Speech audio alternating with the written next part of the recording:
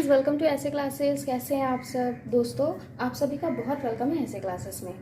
आज हम एक न्यू चैप्टर स्टार्ट कर रहे हैं जिसका नाम है contract labour regulation and abolition act 1970। Okay, आज हम देखेंगे कॉन्ट्रैक्ट लेबर के बारे में डिटेल्स में एकदम वीडियो।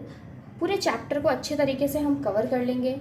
एक्ट में जितने भी सेक्शन हैं अमेंडमेंट्स के साथ वो सब कुछ कवर करेंगे। ओके, मैं आपको हर कुछ समझाने की कोशिश करूंगी विथ एग्जांपल्स। ओके, तो चलिए आज की क्लास शुरू करते हैं। दोस्तों, पूरे चैप्टर को मैंने अच्छे तरीके से यहाँ पे समराइज कर लिया है और नोट्स बना लिया है। अगर आप यहाँ से रिवीजन कर लेते हो तो बहुत ही कम टाइम में आपका पूरा चैप्टर कंप्लीट होता है। ओके दोस्तों, आपके लिए एक टिप है कि 10 तरीके के स्टडी मटेरियल्स फॉलो करने से अच्छा है आप कोई भी एक स्टडी मटेरियल को अच्छी तरीके से बार बार रिवीजन करें। ये आपके लिए ज़्यादा हेल्पफुल होगा। दोस्तों, मैंने यहाँ पर जो नोट्स बनाया है ये पूरा समराइज नोट्स है, मैंने शॉर्ट में किया। दोस्तों, यहाँ पर मैंने पूरा चैप्टर को कवर किया है। ओके, तो आप अगर यहाँ से रिवीजन करते हैं तो इसके बाद आपको कहीं से रिवीजन करने की ज़रूरत नहीं है। एक बार बुक पढ़ना पड़ता है, आप पढ़ लें अपने नॉलेज इनहेंस के लिए, लेकिन अगर आप इसको भी पढ़ के करते हैं, इसको रिवीजन करते हैं तो आई एम श्योर एग्जाम में आपसे अच्छे तरीके से क्वेश्चंस हो जाएंगे और आपका नॉलेज भी इंक्रीज होगा। ओके, अगर आपको नोट्स चाहिए तो आप मुझे व्हाट्सएप पे मैसेज कर सकते हैं या फिर मेल कर सकते हैं या कमेंट कर सकते हैं। सो दोस्तों, चलिए आज की क्लास शुरू करते हैं। सबसे फर्स्ट, कॉन्ट्रैक्ट लेबर।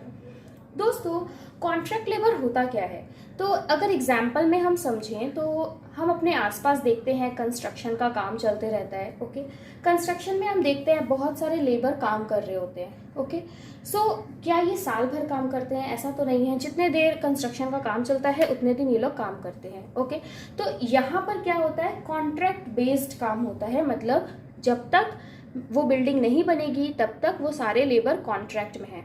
ओके, जब बिल्डिंग बन जाएगी तो उन लोगों का कॉन्ट्रैक्ट हट जाएगा। इसे ही कहते हैं कॉन्ट्रैक्ट लेबर। ओके, सो कॉन्ट्रैक्ट लेबर एक ऐसा सिस्टम है जहां पर कॉन्ट्रैक्टर के थ्रू बहुत सारे लेबर वर्कर कुछ स्पेसिफाइड पीरियड के लिए वो लोग काम करते हैं। तो हम ऐसा कह सकते हैं कि जो कॉन्ट्रैक्ट वर्कमैन होते हैं वो इनडायरेक्ट एम्प्लॉयज होते हैं और कॉन्ट्रैक्ट वर्कर को पेमेंट या तो डेली बेसिस पे किया जाता है या फिर मंथली बेसिस पे। जिस तरीके से उनको हायर किया जाता है उसी टाइम पे उन्हें बता दिया जाता है। तो इंडिया में कॉन्ट्रैक्ट लेबरर्स हर तरीके के फील्ड में हमें दिख जाते हैं, चाहे वो सेमी स्किल्ड हो, अनस्किल्ड वर्क हो या फिर स्किल्ड वर्क हो, हर जगह। फ्रीडम के पहले उनका जो स्टेटस और कंडीशन था लेबर्स का, उसको इन्हांस करने के लिए मिनिस्ट्री ऑफ लेबर ने बहुत सारे कमीशंस एंड कमिटी बैठाई। ओके, जिसमें उन लोगों ने ध्यान रखा कि लेबर का जो पुअर वर्किंग कंडीशन है, उनके वर्किंग कंडीशन सही नहीं है, लेबर्स का इकोनॉमिक कंडीशन सही नहीं है। ओके, वो किस टाइप का काम करते हैं, ये उनके जॉब सिक्योरिटी क्या है, उनके हेल्थ पे क्या असर पड़ता है, ये सब कुछ सोचकर लेजिस्लेचर ने यानी कि लॉ मेकर ने contract labour regulation and abolition act 1970 को बनाया, जो कि आया 10 फरवरी 1971 से ये इन्फोर्स हो गया। मतलब उस दिन से लोग इसे फॉलो करने लगे, लेकिन ये रियल में बना कब? 1970 में। इस एक्ट को बनाने का सबसे मेन ऑब्जेक्टिव था टू प्रिवेंट एक्सप्लॉइटेशन। लेबर्स के साथ बहुत ज़्यादा एक्सप्लॉइटेशन हो रहा था, यानी कि उनके साथ गलत बिहेव होता था, उनको काम करवा कर पैसे नहीं दिए जाते थे, उनसे गलत तरीके से बिहेव किया जाता था। सो इन सब को रोकने के लिए ये एक्ट आया। प्रोवाइड गुड वर्किंग कंडीशंस, उन्हें अच्छा वर्किंग कंडीशन मिले। ओके, वो जो जिस जगह पे काम कर रहे हैं उनके हेल्थ का ध्यान रखा जाए, उनकी जॉब सिक्योरिटी बनी रहे। Rules for boards. दोस्तों, जो एडवाइजरी बोर्ड है उनके लिए भी जो रजिस्ट्रेशन एंड कुछ रूल्स हैं तो वो इस एक्ट से पता चलता है। देन एम्प्लॉइंग कॉन्ट्रैक्ट लेबर, और कॉन्ट्रैक्टर को अगर लेबर्स को एम्प्लॉय करना है तो उसे रजिस्टर पहले कराना पड़ेगा, तभी वो लेबर्स को कॉन्ट्रैक्ट में ले सकता है। Okay, then necessary licence of contracts. फिर जो भी कॉन्ट्रैक्ट बन रहा है कॉन्ट्रैक्टर और लेबर्स के बीच लाइसेंस लगेगा कॉन्ट्रैक्टर को। उसके बाद ये एक्ट पेनाल्टी भी डिसाइड करता है कि अगर कॉन्ट्रैक्टर गलत काम करते हैं या फिर एम्प्लॉयज गलत काम करते हैं तो उसके लिए उन्हें पेनल्टी भी लगेगी। सो इन सब को ध्यान में रखकर ये contract labour regulation and abolition act आया था। नेक्स्ट अब हम देखते हैं सेक्शन 1 में इस एक्ट में बताया गया है एप्लीकेबिलिटी। ओके, ये एक्ट कहाँ कहाँ पर एप्लीकेबल होगा। सो एवरी इस्टेब्लिशमेंट, हर वो establishment and every contractor employed और एम्प्लॉय, यानी कि या तो वो काम करवा चुका हो पास्ट में या फिर वो प्रेजेंट में काम करवा रहा हो, जहां पर 20 और मोर वर्कर्स ड्यूरिंग लास्ट 12 मंथ, जहां पर पिछले एक साल में 12 महीने में या तो 20 या उससे ज़्यादा वर्कर या तो काम कर चुके हो या फिर अभी काम कर रहे हो। ओके, अगर 20 से ज़्यादा वर्कर पिछले साल में काम कर चुके हों और अभी 20 से कम है तो भी उसके ऊपर ये एक्ट एप्लीकेबल होगा और इस एक्ट में जो जो रूल्स है वो उसे मानना पड़ेगा कॉन्ट्रैक्टर को। ओके, सो हर कॉन्ट्रैक्टर को जहां पर 20 या उससे ज़्यादा वर्कर पिछले एक साल में काम कर चुके हों वहां पर ये एक्ट एप्लीकेबल हो जाएगा। देन एपीजी का मतलब मैं यहाँ शॉर्ट में लिखती हूँ, इसका मतलब है appropriate government. Okay, appropriate government can apply less than 22 months notice. अब यहाँ पर 20 और मोर वर्कर्स के बारे में बात की गई है। ओके, अगर एप्रोप्रिएट गवर्नमेंट चाहे तो वो किसी भी इस्टेब्लिशमेंट में जहाँ पर 20 से कम एम्प्लॉयज़ हों उस जगह पे भी इस एक्ट को एप्लीकेबल कर सकता है, लेकिन उसे कम से कम 2 मंथ का नोटिस देना पड़ेगा। किसमें? ऑफिशियल गैजेट में। ओके, गवर्नमेंट का जो पेपर्स आता है ऑफिशियल गैजेट, उसमें 2 मंथ पहले नोटिस देना पड़ेगा कि 2 मंथ बाद से 20 वर्कर जहाँ पे कम है वहाँ पे भी ये एक्ट एप्लीकेबल होगा। उसके बाद एक्ट नॉट एप्लीकेबल, यहाँ पर था कि इस जगह पर एक्ट एप्लीकेबल होगा। अब हम देखते हैं ऐसा एस्टैब्लिशमेंट जहाँ पर ये एक्ट एप्लीकेबल नहीं होता है। सो एक्ट नॉट एप्लीकेबल इंटरमिटेंट और कैजुअल नेचर वर्क परफॉर्म, जहाँ पर भी इंटरमिटेंट या फिर कैजुअल नेचर का काम होता है वहाँ पर ये एक्ट एप्लीकेबल नहीं होता है। अब जैसे वो कौन सा जगह है जहाँ पर इंटरमिटेंट और कैजुअल नेचर का काम होता है, इसका मतलब क्या होता है? सो इंटरमिटेंट वर्क का मतलब होता है not more than 120 days in a year.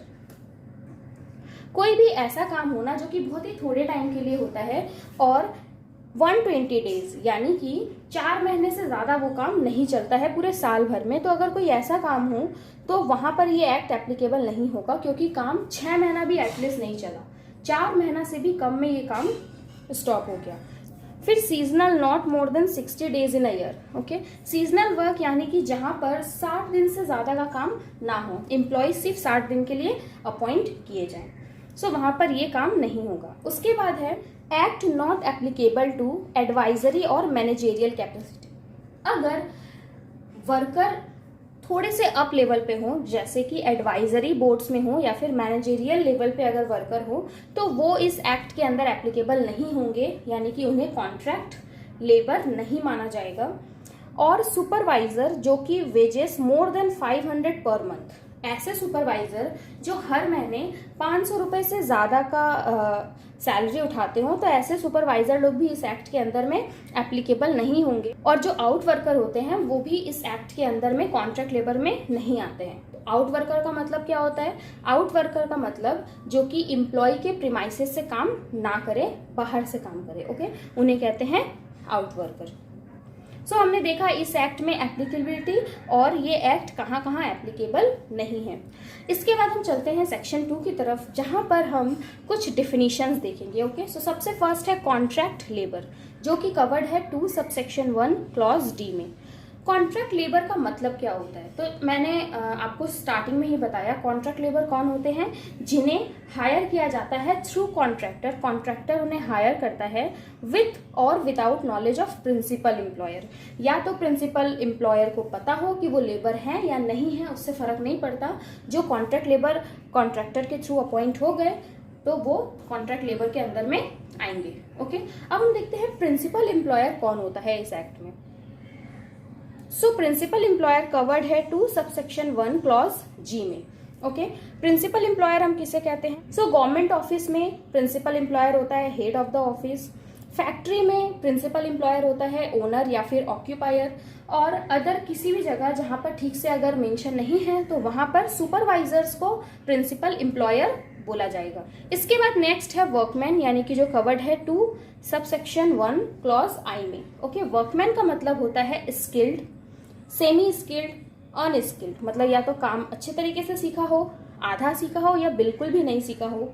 Supervisory level पे हो, टेक्निकल लेवल पे हो, क्लरिकल काम करता हो, जो भी काम करता हो फॉर रिवार्ड यानी पैसे के लिए, सो उसे हम कहते हैं वर्कमैन। ओके, इस एक्ट में हर वो वर्कमैन है जिसे रिवॉर्ड के लिए जो काम करता है, ओके, चाहे वो स्किल्ड हो, सेमी स्किल्ड हो, अनस्किल्ड हो, सुपरवाइजरी हो, टेक्निकल काम करे या फिर क्लरिकल काम करे। ओके, सो यहाँ पर हमने देखा इस एक्ट से रिलेटेड कहाँ कहाँ एप्लीकेबल है, कहाँ कहाँ एप्लीकेबल नहीं है। ये सब मैंने आपको इसलिए बताया क्योंकि एग्जाम में इससे रिलेटेड क्वेश्चंस बहुत आते हैं, एमसीक्यू डायरेक्ट पूछते हैं। ओके, जब मैं आपको एमसीक्यू करवाऊंगी तो आप अच्छे तरीके से देखना।